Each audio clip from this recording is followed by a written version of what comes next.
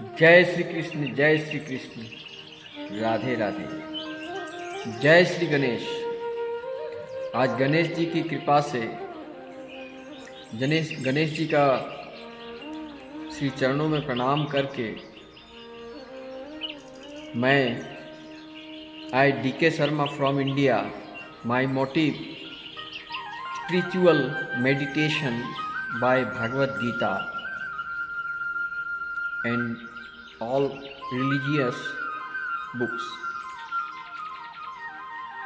दोस्तों, मेरा चैनल भगवान ज्ञान दीपक में आपका स्वागत है।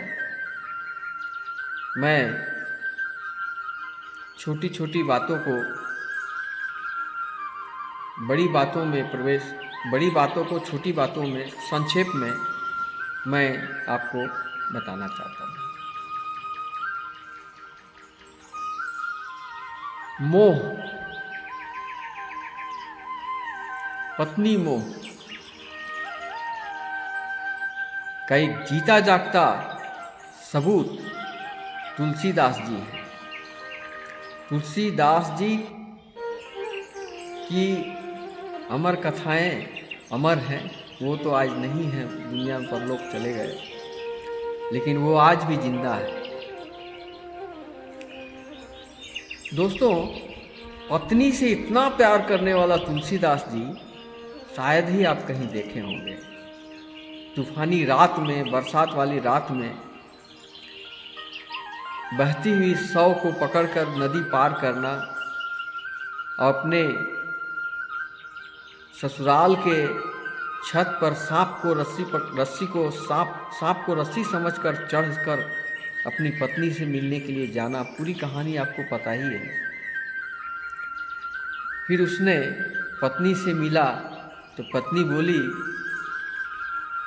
कि पति परमेश्वर, आप इतना मोह हमसे करते हैं, इतना मोह अगर आप भगवान से करते तो शायद आपको भगवान मिल जाता। आप किस चीज़ के लिए इतना मोह कर रहे हैं?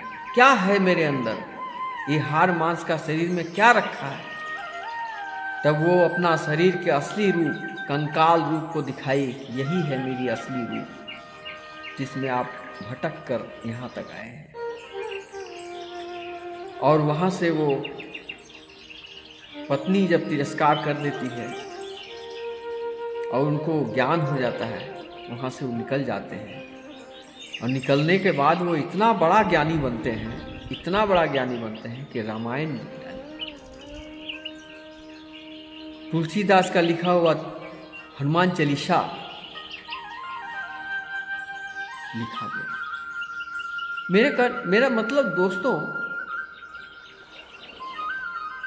किसी पर इतना मोह मत करें। कोई सुंदर नारी के आकर्षण पर आप इतना न मत डूब जाएं कि अपनी परमात्मा को भूल जाएं। आज के ज़माने में जो कामुक व्यक्ति हैं, उसको सुंदर नारी देखने से बड़ा आनंद आता है। शराबियों को अगर शराब मिल जाए, बड़ा आनंद आता है। लोभी को मुफ्त का कुछ धन मिल जाए, बड़ा आनंद आता है। ये लोग परमात्मा को कभी नहीं पा सकते हैं। ये लोग मोह में इतना अंधे होते हैं कि आंख रहते हुए भी उनको सत्य का ज्ञान नहीं होता है। और जब उनके शरीर में बल, धर्म, धन सब नष्ट हो जाता है तो लोग उसको तिरस्कृत कर देते हैं। उस समय कोई नहीं रहता है उसके पास, वो अकेला पड़ जाता है। कोई उसको देखने वाला नहीं है, सब उसको इग्नोर करने लगते हैं। ऐसे लोगों को मैंने देखा है। आज मैं एक आदमी से ऐसा ही मिला हूँ जो बहुत बड़ा ज्ञान का मूल प्रतीक साबित हो रहा है। वो सिर्फ झूठे भ्रमित जिंदगी जिया, पूरी जिंदगी जिया भ्रमित जिंदगी। एक सात्विक जिंदगी उसको जीने का मौका नहीं मिला। ना ही वो भगवत गीता का पाठ सुना, न पढ़ा, न पूजा पाठ किया, न मंदिर में कभी गया, न हरि कीर्तन में गया। बस उसका एक ही ध्यान था, शराब कहाँ मिलेगा, मांस कहाँ मिलेगा, सुंदर नारियां कहाँ नाचेगी। बस यही सब में वो जीवन बर्बाद कर। दोस्तों, ऐसा हरगिज न करें। मुझे बहुत दुख हुआ उनसे मिलकर, बोलकर मैं आज ये एपिसोड में अपलोडिंग चंद बातें कर रहा हूँ। दोस्तों, मेरे पास न कैमरा लाइट, न ऑडिटर, न एडिटर, कोई काम धाम मेरे पास नहीं। मैं एक बहुत ही साधारण आदमी हूँ, लेकिन मैं ये कहना चाहता हूँ दोस्तों, ये भ्रमित दुनिया में, जिसको कहते हैं मटेरियल वर्ल्ड, इसको छोड़ सात्विक दुनिया में आइए। और आपको कुछ नहीं करना है, सिर्फ 4 स्तंभ को लेकर चलें। दया, जीवों पर दया करें, सत्य वचन बोलें, सात्विक विचार करें, सच्ची बातें सोचें। तीसरी है भक्ति करें। किससे? भगवान से। विश्वास करें भगवान से। बाकी सब नाशवान है, सब मिथ्या है, कुछ नहीं आप लेके जाएंगे यहाँ से, सब धरा का धरा रह जाएगा। ये पाप और पुण्य का गठरी कभी समाप्त नहीं होते। पाप है जो कष्ट देगा और पुण्य है जो सुख देगा।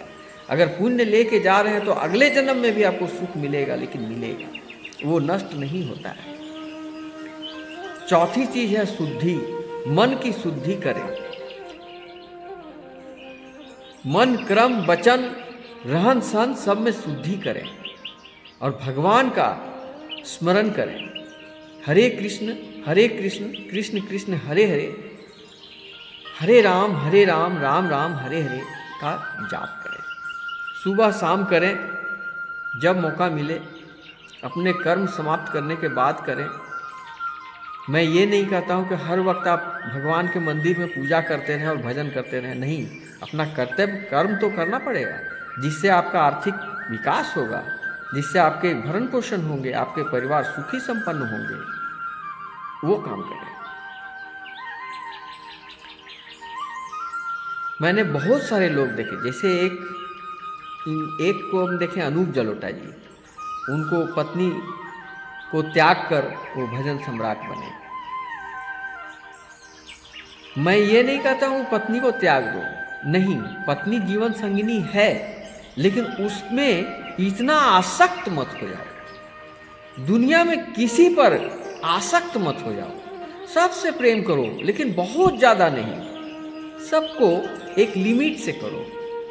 कोई आकर्षित वस्तु पर आकर्षित होकर के तुम जो उसके दीवाने हो जाते हो, इसको छोड़ो। यही तो भगवत गीता का ज्ञान है कि भ्रमित दुनिया से निकलो, मटेरियल वर्ल्ड से निकलो और दिमाग यानी चेतना को जगाओ। यही मात्र उद्देश्य है भगवत गीता का।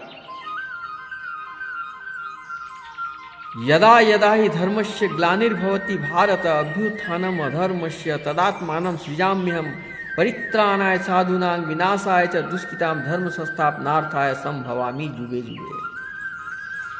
कोई न कोई जरूर आते हैं जो अधर्म को नाश करते हैं और धर्म की रक्षा करते हैं। मैंने पश्चिम बंगाल में देखा, जो बैकवर्ड क्लास के बहुत सारे लोग मिसगाइडेड हो रहे थे। हिंदू होते हुए भी हिंदू नहीं थे, लेकिन एक गुरु आए थे, अनुकूल ठाकुर। अनुकूल ठाकुर ने लाखों बैकवर्ड लोगों को सनातन धर्म की ओर लाया, मंत्र उच्चारण करने में लाया, नॉन वेज हटाया, नॉन वेज खाने से उनको मना किया और वो मान गए। और अनुकूल ठाकुर का भक्त आज पूरे पश्चिम बंगाल में भरे पड़े हैं। मैंने देखा जो मांसाहारी थे वो काली भक्त थे, और जो कृष्ण भक्त बने वो नॉन वेज त्याग दिए। तो कुछ लोग काली भक्त आज भी हैं जो मांसाहारी हैं, जो कृष्ण भक्त हैं वो मांसाहारी नहीं हैं। इसमें अनुकूल ठाकुर का बहुत बड़ा योगदान है, जिसका देवघर में उनका आश्रम है अनुकूल ठाकुर का। मैं वहाँ गया था, हजारों लोगों को फ्री में भोजन वहाँ मिलता है और वो संस्था में प्रवचन कीर्तन भी होता है। वहाँ से जुड़े बहुत सारे बैकवर्ड मध्यम वर्ग के, निम्न वर्ग के लोगों को एक विकास उन्होंने किया अनुकूल ठाकुर ने। इसी प्रकार योगा लेकर आए बाबा रामदेव, स्वामी रामदेव ने योग गुरु बनकर बहुत सारे लोगों को योग विद्या सिखाया, रोग मुक्त कराया।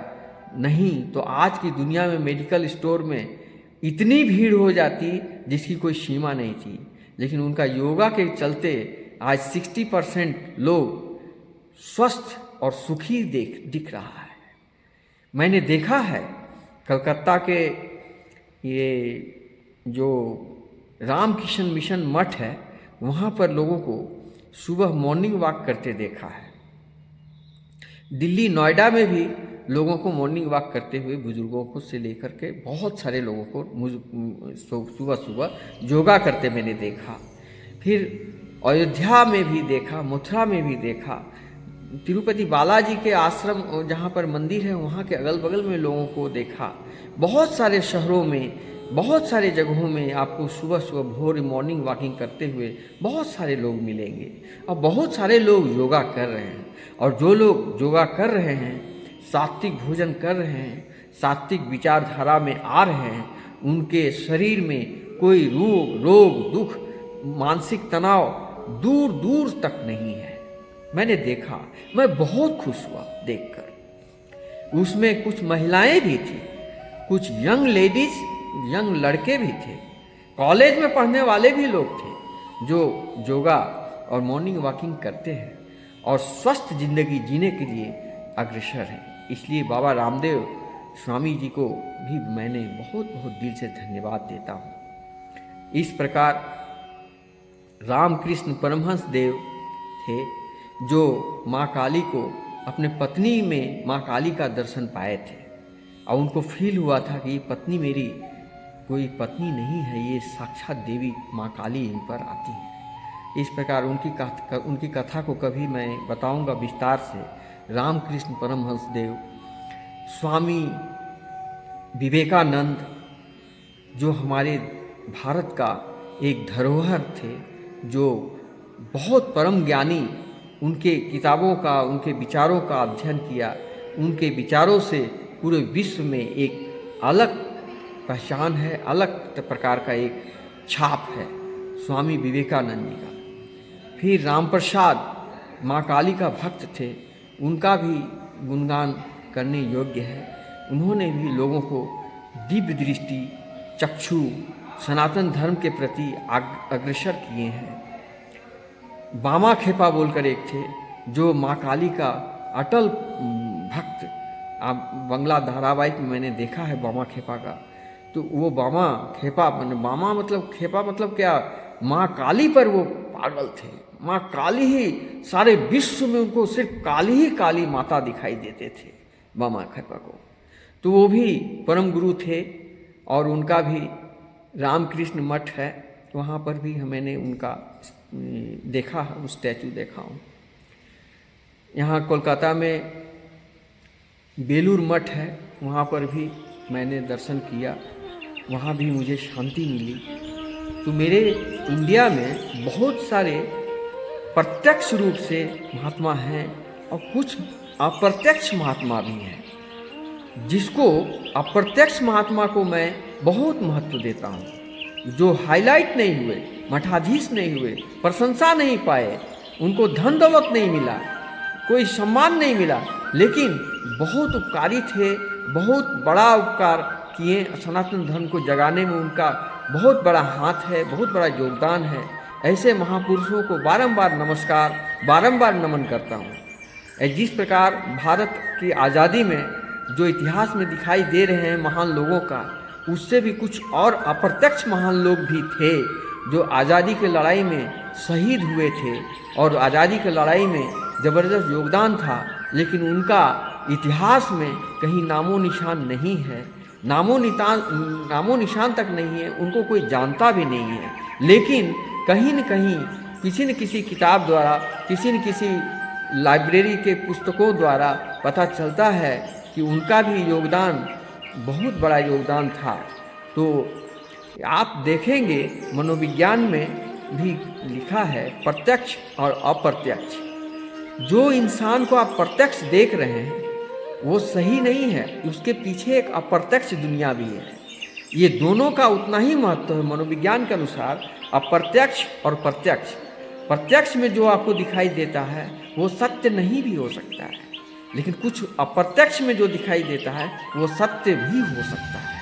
इस प्रकार बहुत सारे मेरे देश में, भारत में वसुदेव, मेरे भारत का जो नीति है वासुदेव कुटुंबकम, सबको सुख हो, सबको शांति हो, सबको लेके चलें, विश्व कल्याण हो, विश्व शांति हो, इसका चलने वाले लोग हमारे देश में बहुत हैं जो अप्रत्यक्ष रूप में हैं। उनका कोई नाम निशान नहीं है, वो हाईलाइटेड नहीं है, छुपे हुए हैं, लेकिन वो परमात्मा का ही अंश है और उनका बारंबार नमस्कार करता हूँ। दोस्तों, ऐसे लोगों को पहचानें, ऐसे लोगों से मिलें और सात्विक विचारधारा में आएँ। और सात्विक विचारधारा आने के लिए आपका जो 4 स्तंभ है, दया, सत्य, भक्ति और शुद्धि। गीता का पाठ करें। भगवत गीता में श्री कृष्ण जो अर्जुन को जो उपदेश दिए हैं, सांख्य योग, अर्जुन विषाद योग अध्ययन करें। सभी सवाल का जवाब गीता में उपलब्ध है। सारे जितने भी संसार में क्वेश्चन है, दुख है, परेशानी है, जटिल से जटिल समस्या है, जटिल से जटिल माने जिसको कहते हैं जिसका कोई इलाज नहीं, लाइलाज, उसका भी समाधान श्री गीता में उपलब्ध है। बस आपकी दिव्य चक्षु से आपको आँख को, नेत्र को खोलना पड़ेगा। खोलने के बाद आपको देखना पड़ेगा, देख करके, और आपके आँखों में जो भ्रम का चश्मा लगा हुआ है उसको हटा करके देखना होगा। और आपका चश्मा हटने का जो पहली सीढ़ी है वो है दया, सत्य, भक्ति, शुद्धि। इसके बाद आप हरे कृष्ण कृष्ण कृष्ण हरे हरे, हरे राम राम राम हरे हरे का जाप करें, शुद्ध रूप से करें। और उसके बाद उनके आदर्श पर चलें। उनमें साफ हर एक सवाल का जवाब लिखा है। ये मिथ्या भ्रम में मत रहें। मोह, क्रोध, लोभ, क्रोध में जब आप रहते हैं उस समय कोई डिसीजन न लें। उस समय जब वो आप बहुत खुश होते हैं, बहुत आनंदित रहते हैं, उस वक्त भी कोई वादा न कर डालें, कोई डिसीजन न लें। जब भी आप कोई ज़िंदगी में कोई डिसीजन लेना है तो शांत वातावरण में, ना ही आप खुश रहें या दुख में रहें या विपत्ति में हो या आनंद में हो, कहीं भी ये सब देखकर कोई डिसीजन नहीं लें। क्रोध में आकर कोई काम ना करें, कोई खुशी में भी कोई काम ना करें। इंसान जब खुश होता है ना तो उसका सोचने की शक्ति छीन हो जाती है, क्या कर रहा है उसको खुद ही पता नहीं होता। खुशी के मारे वो पागल हो जाता है। और जब वो गम में जाता है, क्रोध में जाता है, मोह में जाता है, सारे डिसीजन उसका गलत होने लगते हैं। जो भी करने लगता है सब गलत डिसीजन। एक तो कहावत है ना, क्षुद्र का हर स्टेप गलत होता है।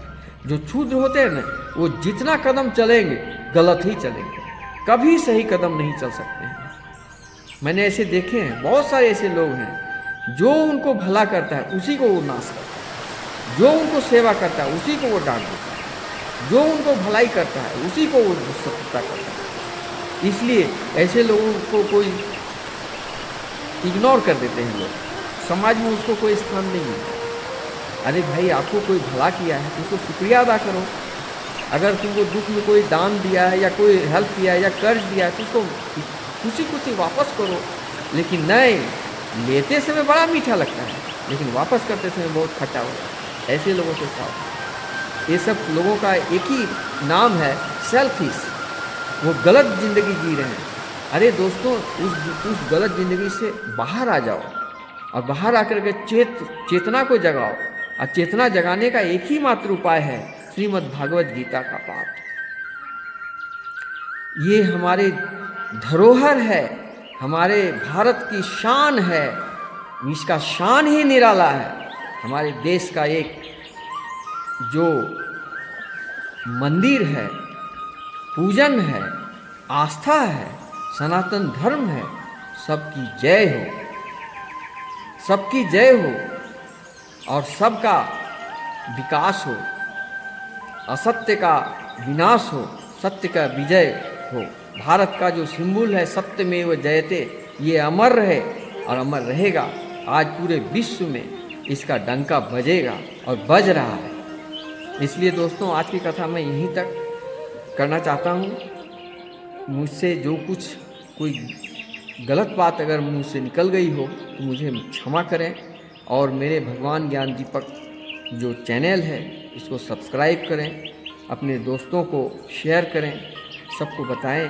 और एक ही बात मैं आपसे बार बार कहना चाहता हूँ कि भ्रमित जिंदगी छोड़कर एक सच्ची ज़िंदगी में आइए।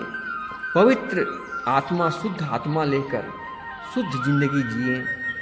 अभी भी वक्त है, वक्त का पंछी उड़ता चला जा रहा है। अंत में बड़ा पछतावा होगा कि इतना सुंदर मधुमाखा हरि नाम कीर्तन पड़ा हुआ था और हमने कभी नहीं लिया।